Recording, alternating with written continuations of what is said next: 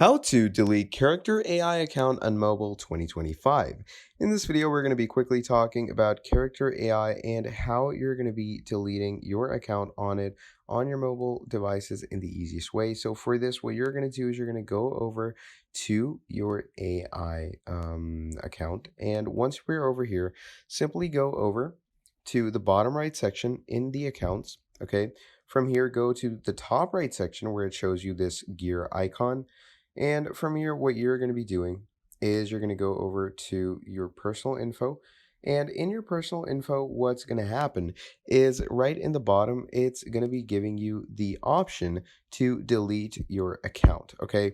So just go over to personal information, go to the bottommost section, delete your account, and you should be good to go from there. That is how you're going to be deleting your character AI account on mobile 2025. Thank you for watching till the end, and I'll see all of you next time.